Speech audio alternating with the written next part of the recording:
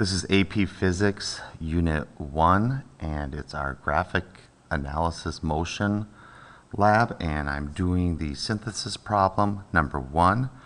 And we have a graph here. We have position versus time, and we want to be able to convert that or show what that is in a velocity versus time graph, and then eventually all the way down to acceleration versus time. So if we go back up to the first one, let's find out the things that we know and what can help us. We know right here, this line,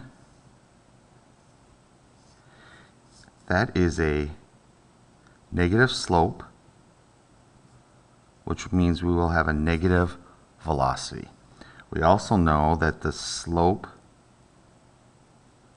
is constant, which means we're going to have a constant velocity. We know here velocity is going to equal 0, and I'm going to need to run this down, and that's going to hit at 3 seconds. If we go to the other side, we have a positive slope, which is going to translate into a positive velocity. It is also a constant slope, so we're going to have a constant velocity. And this one, if I do where it starts to have a change, that's going to be 7 seconds. This range here, where we see the turn, that we don't have a constant slope, that's where we will have a change in velocity. Okay, I know that much. So if I go down here, I know I'm going to have a negative velocity, I'm going to have a positive velocity, so I'm going to put my origin in the middle,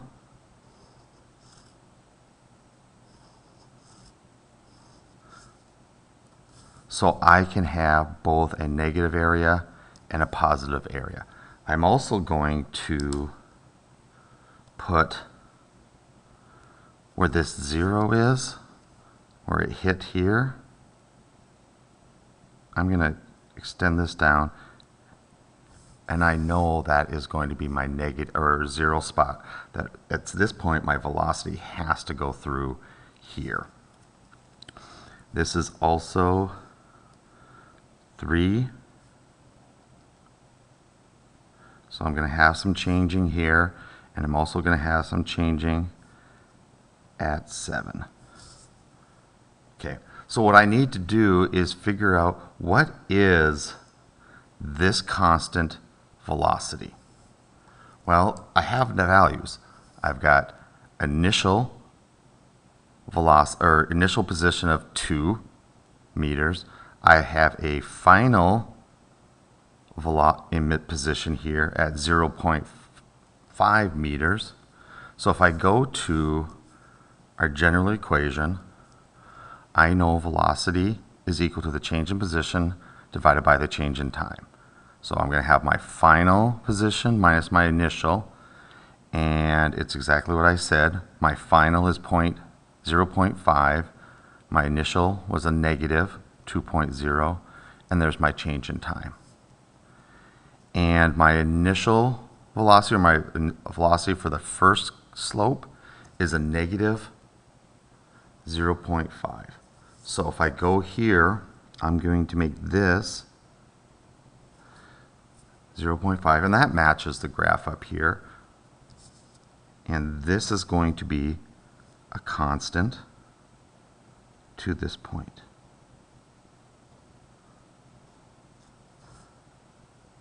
So I'm going to go figure out this one here on this side, what the other constant velocity is. Use the same equation. In here, my initial is 0.5. I'm going to end up going to 2 meters. And when I do that, and my change in time was from 7 seconds to 3 seconds, so I'm going to have a velocity of 0.5 meters per second. And that's going to be from this point.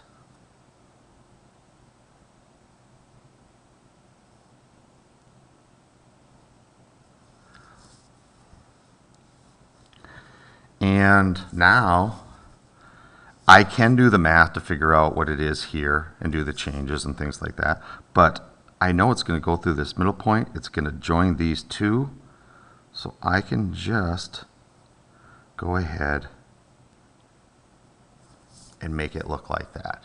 So there is my new velocity curve when it's made with the position versus time. So let's go down and move on to my acceleration one. And there are things I know from the previous one that's going to help me. Here, I have a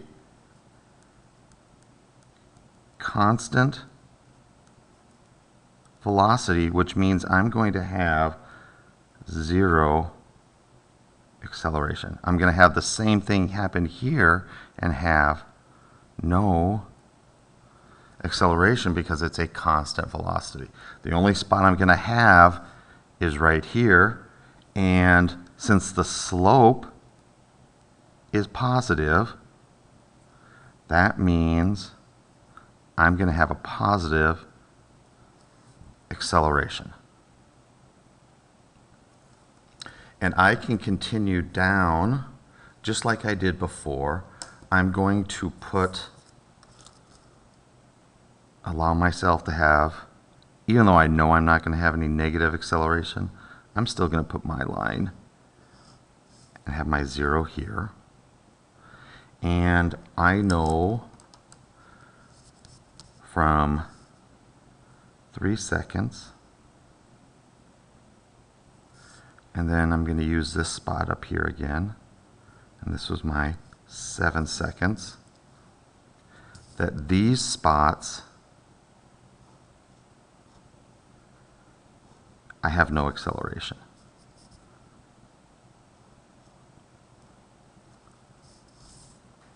The only spot I'm curious about is right there. Well, we have a formula for that. And I can go get my values from this graph to help me. I know acceleration is my velocity divided by time, so it's going to be my final velocity, which is right there, minus my initial velocity down there. My initial was a negative 0.5 meters per second. I end up going to all the way up to 0.5. I should probably put that there. Meters per second. Put my values in, and I'm going to go have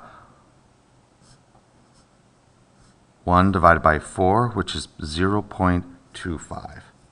So, if this was 0.5 on that graph up here, I'm going to make this be 25. And a lot of times you will see